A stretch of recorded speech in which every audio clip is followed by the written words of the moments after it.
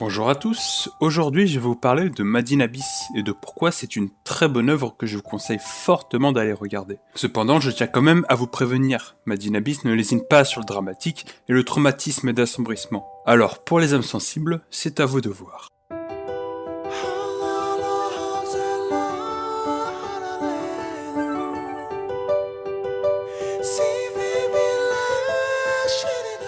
Tout d'abord, les OST sont plutôt bien et surtout appropriés à l'œuvre, même carrément aux scènes concernées. Le doublage des voix est correct et l'animation est réussie. Même les couleurs et le décor de l'œuvre sont visuellement très jolis et tout à fait adaptés aux attentes que l'on a de Made in Abyss. Cependant, le point fort de cette œuvre reste quand même sa construction historique, que nous allons aborder tout de suite. En premier point, même si cela peut sembler bête de le notifier, Made in Abyss, en termes d'écriture, est très mature et très bien construit. Tous les personnages ont, ou vont avoir plus tard, leur utilité de présence. Ils ont tous des traits de personnalité bien distincts, plutôt logiques et finalement attachants. On peut aussi souligner que, malgré que ce soit un manga d'aventure comme on peut en voir ces derniers temps, l'idée scénaristique reste plutôt originale pour une œuvre comme celle-ci. Et surtout, ce qui m'a frappé scénaristiquement parlant, c'est le côté dramatique, très présent et plutôt réussi. Malgré son aspect enfantin au premier abord, Made in Abyss rentre parfaitement dans les codes d'un seinen pour différentes raisons, dont la principale qui n'est autre que le thème ainsi que les morales abordées.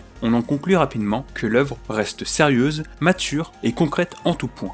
L'ambivalence entre le côté enfantin et innocent et l'univers sombre et dramatique très mature que nous propose Made in Abyss était un coup plutôt ambitieux, mais cela a très bien fonctionné grâce à la qualité d'écriture de cette œuvre. Ainsi, grâce au rappel de l'auteur tout au long de l'œuvre, de par différentes mimiques, gestes et actions de la part des personnages, il nous est constamment rappelé cette innocence et côté enfantin de l'œuvre. L'auteur est même allé jusqu'à adopter un style de dessin très enfantin, appuyant encore plus sur le côté qui veut nous faire paraître. Par conséquent, des scènes pouvant paraître assez lourdes dans d'autres œuvres devient complètement excusable dans Made in Abyss. Un exemple concret est la facilité d'apparition de la tristesse des différents protagonistes, parfois plutôt abusée, mais qui devient très facilement justifiable pour nous, spectateurs. J'irais même jusqu'à dire que l'on se retrouve finalement à avoir de la peine pour ces enfants, embarqués dans un univers qu'ils ne méritent pas de subir. Du moins, bien plus de peine que si nous étions face à des adultes en tant qu'auteur principal. Bien évidemment, Made in Abyss a des défauts. Déjà, ce type d'histoire ne peut pas plaire à tous, et surtout aux personnes sensibles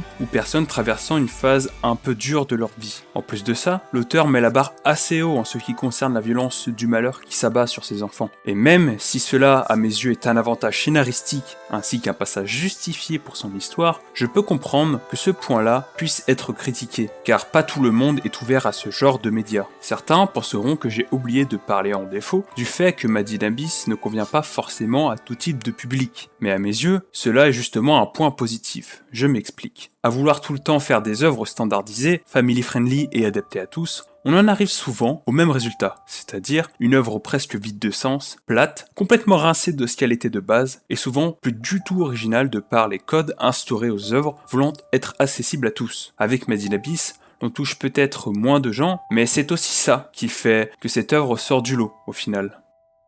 C'est tout pour moi, j'espère que cette petite analyse vous aura plu, espérons que j'ai pu vous donner envie d'aller voir cette œuvre. Sur ce, je vous dis à la prochaine, dans une nouvelle vidéo.